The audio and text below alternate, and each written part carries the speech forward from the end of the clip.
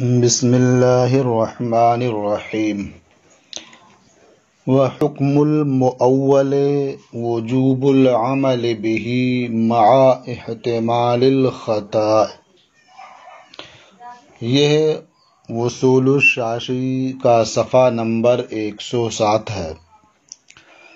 اور کتاب کی یہ تیسری فصل ہے۔ مشترک اور مؤول میں آپ نے مشترک کی تعریف، اس کی مثال اور اس کے احکام پڑھ لیے۔ مؤول کی تعریف بھی آپ نے کل پڑھ لی۔ اب آج آپ مؤول کا حکم پڑھ رہے ہیں۔ مصنف رحمۃ اللہ تعالی علیہ فرماتے ہیں کہ مؤول کا حکم یہ ہے کہ اس پر عمل کرنا واجب ہوتا ہے احتمال خطا کے ساتھ، یعنی جو معنی غالب رائے سے راجح ہوا ہے اس معنی پر عمل کرنا واجب ہوگا، لیکن چونکہ ترجیح غالب رائے سے ہوئی ہے، ظن غالب سے ہوئی ہے، اس لیے اس میں خطا اور سہو کا احتمال باقی رہے گا۔ اس لیے کہ کوئی بھی مجتہد اجتہاد کرتا ہے تو کبھی اس سے خطا ہوتی ہے اور کبھی وہ درستی کو پا لیتا ہے۔ تو اس لیے یہ تعویل جو ہوتی ہے، جو مشترک کے بعض معانی میں سے کسی ایک معنی کو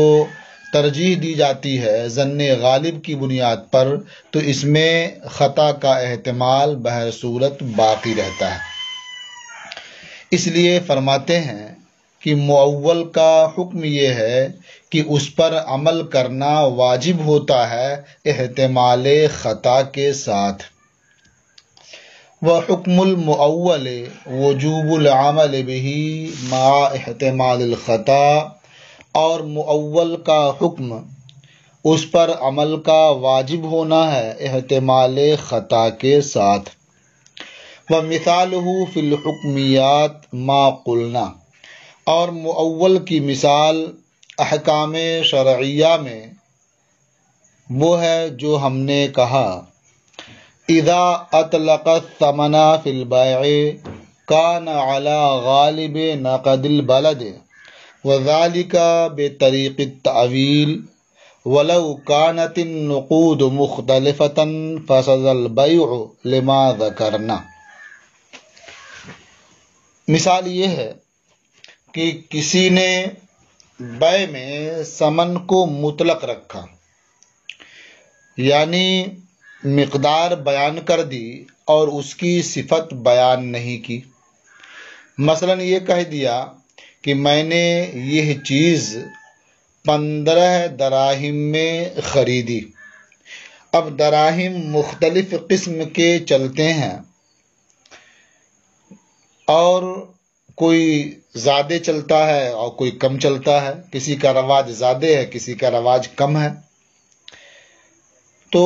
مختلف قسم کے دراہم چل رہے ہیں اس جگہ پر، رائج ہیں، تو اس نے صرف یہ کہہ دیا 15 دراہم، مقدار بیان کر دی، لیکن وہ دراہم کہاں کے ہوں گے، کون سے ہوں گے، صفت بیان نہیں کی۔ تو ایسی صورت میں جو غالب نقد بلد ہے، یعنی اس شہر میں جو درہم زیادہ رائج ہے اسی پر اسے محمول کیا جائے گا اور مشتری کے ذمہ وہی درہم دینا لازم آئے گا، اور یہ غالب نقد بلد پر محمول کرنا یہ بطریق تعویل ہے۔ اب اگر نقود مالیت میں مختلف ہیں، رواج تو یکساں ہے لیکن مالیت میں مختلف ہیں،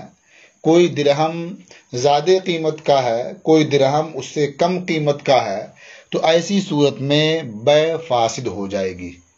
اس لیے کہ یہاں جمع محال ہے، یعنی وہ درہم جو مہنگا ہے اسے بھی شامل ہے اور جو کم قیمت کا ہے اسے بھی شامل ہے، دونوں میں مشترک ہے۔ اور مشترک کے بارے میں آپ نے پڑھ لیا ہے کہ دونوں معنی مراد لینا یہ روا نہیں ہوتا ہے، جمع کرنا یہ محال ہوتا ہے۔ تو اب جمع کر نہیں سکتے، اور کسی ایک کے مراد لینے کے لیے ضروری ہے کہ اس کا کوئی ترجیح کا سبب ہو۔ تو اگر رواج زیادہ ہے اس کا تو یہ ترجیح کا سبب بن جائے گا، لیکن جب نقود مختلف ہیں اور رواج میں کوئی اختلاف نہیں، رواج یکساں ہے، تو اب نہ کوئی ترجیح کا سبب ہے اور یہاں دونوں مراد بھی نہیں لے سکتے، ترجیح کا کوئی سبب بھی نہیں ہے، اس لیے بیع فاسد ہو جائے گی۔ وَمِثَالُهُ فِي الْحُكْمِيَّاتِ، اور مؤول کی مثال احکام شرعیہ میں یہ ہے کہ اذا اطلق الثمن فی البیع، جب ثمن کو مطلق رکھے بیع میں، کان علی غالب نقد البلد، تو وہ ثمن محمول ہوگا غالب نقد بلد پر، وذالک بطریق التاویل، اور یہ غالب نقد بلد پر محمول کرنا بطریق تعویل ہے۔ وَلَوْ كَانَتِ النُّقُودُ مُخْتَلِفَةً، اور اگر نقود مالیت میں مختلف ہیں، رواج میں تو یکساں ہیں لیکن مالیت میں اختلاف ہے، فَسَدَ الْبَيْعُ، تو بیع فاسد ہو جائے گی، لما ذکرنا، اس دلیل کی بنیاد پر جو ہم ذکر کر چکے ہیں کہ جب کوئی کلمہ دو معنوں میں مشترک ہو تو دونوں معنی ایک وقت میں مراد نہیں لیا جا سکتا، تو جمع کرنا محال ہوا، اور ترجیح کا کوئی سبب نہ ہو تو کسی ایک کو راجح نہیں کیا جا سکتا، اور یہاں ترجیح کا کوئی سبب بھی نہیں چونکہ رواج دونوں کا یکساں ہے، اس لیے بیع فاسد ہو جائے گی۔ وَحَمْلُ الْأَقْرَاءِ عَلَى الْحَيْضِ، وَحَمْلُ النِّكَاحِ فِي الْآيَةِ عَلَى الْوَطْءِ، وَحَمْلُ الْكِنَايَاتِ حَالَ مُذَاكَرَةِ الطَّلَاقِ عَلَى الطَّلَاقِ مِنْ هَذَا الْقَبِيلِ۔ فرماتے ہیں کہ اقرا کو حیض پر محمول کرنا، یعنی احناف کے نزدیک آیت میں جو قروء ہے اسے حیض پر محمول کیا گیا، اور شوافع کے نزدیک اسے طہر پر محمول کیا گیا، تو یہ احناف کے نزدیک اقرا کو حیض پر محمول کرنا، اور نکاح کو آیت میں وطی پر محمول کرنا، یعنی جو اللہ تعالیٰ نے ارشاد فرمایا فَإِن طَلَّقَهَا فَلَا تَحِلُّ لَهُ مِن بَعْدُ حَتَّى تَنْكِحَ زَوْجًا غَيْرَهُ، تو حتیٰ تنکحہ میں تنکحہ کو وطی پر محمول کرنا، اور مذاکرہ طلاق کی حالت میں الفاظ کنایہ کو طلاق پر محمول کرنا، یہ سب اسی قبیل سے ہے، یعنی طریق تعویل کی قبیل سے ہے، یعنی سب ظن غالب کی بنیاد پر یا کسی قرینے کی بنیاد پر، کسی دلیل کی بنیاد پر ایک معنی مراد لے لیا جا رہا ہے لیکن دوسرے معنی کا احتمال باقی ہے۔ اسی لیے بعض ائمہ نے قروء سے حیض مراد لیا اور بعض نے طہر مراد لیا، تو اگر دوسرے معنی کا سرے سے احتمال ہی نہیں ہوتا تو پھر ائمہ اسے مراد ہی نہیں لیتے، تو یہ سب تعویل کی قبیل سے ہیں۔ الفاظ کنایہ جیسے بائن ہے، جس کا معنی ہوتا ہے فرقت، جدائیگی، اور بائن کا معنی ظہور بھی ہوتا ہے، تو اب کسی ایک معنی پر محمول کرنے کے لیے کوئی قرینہ چاہیے، تو جو جدائیگی والا معنی ہے، طلاق والا معنی ہے، اگر اس سے پہلے طلاق کا تذکرہ ہو رہا تھا اور اس وقت اس نے ایسی بات کہی تو اس صورت میں اسے طلاق پر محمول کیا جائے گا، کیونکہ مذاکرہ طلاق یہ قرینہ ہے کہ جو کنایہ لفظ کنایہ وہ استعمال کر رہا ہے وہ اسی کے لیے۔ وَعَلَى هَذَا قُلْنَا الدَّيْنُ الْمَانِعُ مِنَ الزَّكَاةِ يُصْرَفُ إِلَىٰ أَيْسَرِ الْمَالَيْنِ قَضَاءً لِلدَّيْنِ، اور اسی بنیاد پر ہم نے کہا، یعنی جب یہ بات سمجھ میں آ گئی کہ جب کسی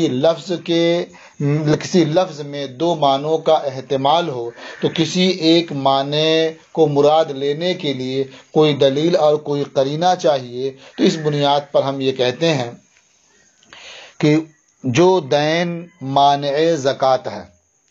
اسے دین ادا کرنے کے لحاظ سے جس مال سے دین ادا کرنا زیادہ آسان ہو اسی کی طرف پھیر دیا جائے گا۔ مثال کے طور پر ایک آدمی کے پاس 50,000 روپے نقد ہیں اور اس کے پاس 50,000 روپے کا تجارت کا مال ہے اور اس کے پاس 50,000 روپے کا کوئی اور سامان ہے رکھا ہوا ہے جو اس کی ضرورت سے فاضل ہے، تو اب ظاہر ہے کہ ان تینوں میں سے جو قرض ادا کرنا وہ زیادہ آسان ہے نقد سے۔ تو اب اس کے اوپر 50,000 روپے کا قرض ہے کسی کا، تو یہ 50,000 روپے کدھر میں پھیرا جائے گا؟ نقد کی طرف، کیونکہ نقد سے اسے ادا کرنا زیادہ آسان ہے۔ تو جو دین مانع زکوٰۃ ہے اسے قرض ادا کرنے کے لحاظ سے دو مالوں میں جو زیادہ آسان ہو اسی طرف پھیر دیا جائے گا۔ اسے آسان لفظوں میں یوں سمجھ سکتے ہیں کہ ایک آدمی کے پاس 50,000 روپے نقد موجود ہیں جو نصاب کی مقدار کو پہنچ جاتے ہیں، اور اس کے پاس 40 بکریوں کا ایک نصاب ہے، اس میں بھی زکوٰۃ اس پر لازم ہے، اور اس کے پاس پراپرٹی بھی ہے جس میں زکوٰۃ لازم ہوتی ہے۔ تو اب 50,000 روپے قرض ہے، تو ظاہر ہے کہ قرض ادا کرنا جو نقد روپے اس کے پاس ہیں یہ اس سے آسان ہے، اس لیے اسے نقد روپے کی طرف پھیر دیا جائے گا اور زکوٰۃ ان روپے میں نہیں ہوگی کیونکہ یہ دین میں مستغرق ہیں۔ رہی بکریاں تو وہ نصاب کامل ہے تو اس میں زکوٰۃ دینی ہوگی اسے۔ تو اس بنیاد پر ہم نے فرمایا الدین المانع من الزکوٰۃ یصرف الی ایسر المالین قضاء للدین، جو دین مانع زکوٰۃ ہے اسے دین ادا کرنے کے لحاظ سے دو مالوں میں آسان کی طرف پھیر دیا جائے گا۔ وفرع محمد رحمہ اللہ علی ھذا فقال، اور امام محمد رحمۃ اللہ تعالی علیہ نے اس پر تفریع کی تو ارشاد فرمایا، یعنی دین مانع کو ایسر مالین کی طرف پھیر دیا جائے گا، اس پر امام محمد رحمۃ اللہ علیہ نے تفریع کی اور فرمایا اذا تزوج امرأة علی نصاب وَلَهُ نِصَابٌ مِّنَ الْغَنَمِ وَنِصَابٌ مِّنَ الدَّرَاهِمِ يُصْرَفُ الدَّيْنُ إِلَى الدَّرَاهِمِ، جب مرد کسی خاتون سے ایک نصاب پر نکاح کرے، یعنی مرد نے کسی عورت سے نکاح کیا اور مہر میں ایک نصاب رکھا، کا ایک نصاب مہر رہے گا، نصاب کس چیز کا ہوگا یہ بیان نہیں کیا، یعنی جو زکوٰۃ کے لیے نصاب ہے ان میں سے ایک نصاب مہر ہے۔ اب نصاب یہ جانوروں کا ہے یا نقد کا ہے یہ سب بیان نہیں کیا، صرف یہ کہا کہ ایک نصاب پر، زکوٰۃ کا جو نصاب ہوتا ہے ایک نصاب پر نکاح کیا، اور اس کے پاس بکریوں کا نصاب بھی ہے، دراہم کا نصاب بھی ہے، یعنی 40 بکریاں اس کے پاس موجود ہیں، ایک نصاب ہے، 200 دراہم اس کے پاس موجود ہیں، یہ بھی ایک نصاب ہے۔ تو اب اس صورت میں دین کو دراہم کی طرف پھیر دیا جائے گا، اس لیے کہ مہر ادا کرنا یہ دراہم سے یہ زیادہ آسان ہے بنسبت بکریوں کے۔ تو اب اگر دونوں پر حولان حول ہو چکا ہو، 1 سال پورا ہو چکا ہو، تو امام محمد رحمۃ اللہ علیہ کے نزدیک بکریوں کے نصاب میں زکوٰۃ واجب ہوگی اور دراہم میں زکوٰۃ واجب نہیں ہوگی۔ کیوں؟ اس لیے کہ دراہم یہ دین سے مستغرق ہیں، انہیں دین ادا کرنے کے لیے طے کر لیا گیا ہے، اور بکریوں کا نصاب یہ فارغ ہے۔ وفرع محمد رحمہ اللہ علی ھذا فقال، اور امام محمد رحمۃ اللہ علیہ نے اس پر تفریع کی ہے تو ارشاد فرمایا کہ جب کوئی مرد کسی خاتون سے ایک نصاب پر نکاح کر لے وَلَهُ نِصَابٌ مِّنَ الْغَنَمِ وَنِصَابٌ مِّنَ الدَّرَاهِمِ، اور اس کے پاس بکریوں کا ایک نصاب ہے اور دراہم کا ایک نصاب ہے، یُصْرَفُ الدَّيْنُ إِلَى الدَّرَاهِمِ، تو دین کو یعنی جو دین مہر ہے اسے دراہم کی طرف پھیر دیا جائے گا، حَتَّى لَوْ حَالَ عَلَيْهِمُ الْحَوْلُ تَجِبُ الزَّكَاةُ عِنْدَهُ فِي نِصَابِ الْغَنَمِ، یہاں تک کہ اگر ان دونوں پر یعنی دراہم اور بکریوں پر حولان حول ہو گیا، ایک سال پورا ہو گیا، تجب الزکوٰۃ عنده فی نصاب الغنم، تو ان کے نزدیک نصاب غنم میں بکریوں کے نصاب میں زکوٰۃ واجب ہوگی اور دراہم میں زکوٰۃ واجب نہیں ہوگی۔ وَلَوْ تَرَجَّحَ بَعْضُ وُجُوهِ الْمُشْتَرَكِ بِبَيَانٍ مِّن قِبَلِ الْمُتَكَلِّمِ كَانَ مُفَسَّرًا، اور اگر مشترک کے بعض وجوہ متکلم کی جانب سے کسی بیان کے ذریعہ راجح ہو جائیں تو اسے مفسر کہا جائے گا، اور اس کا حکم یہ ہے کہ یقینی طور پر اس پر عمل کرنا واجب ہوتا ہے، یعنی اس میں عمل کرنا لازم ہوتا ہے، اس میں پھر خطا کا احتمال نہیں ہوتا ہے۔ تو اسے مفسر اس لیے کہا جاتا ہے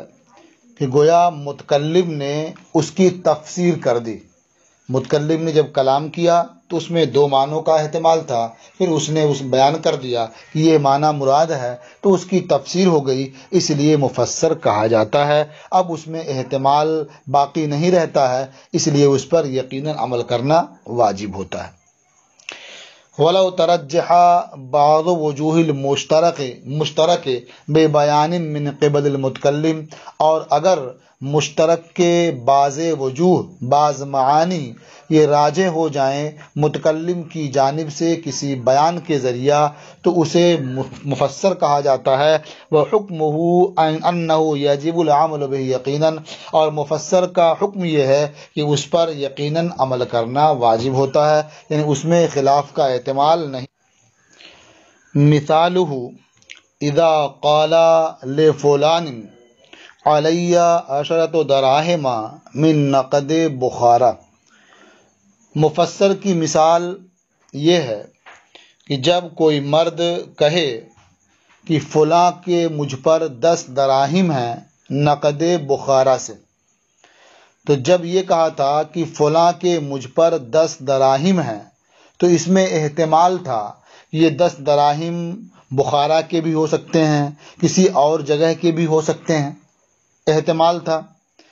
لیکن جب اس نے کہہ دیا من نقد بخارا تو یہ اس کی تفسیر ہو گئی، اب اس میں کوئی احتمال نہیں رہ گیا کہ یہ دراہم بخارا کے نہیں بلکہ کہیں اور کے ہوں، اس کا احتمال نہیں رہ گیا۔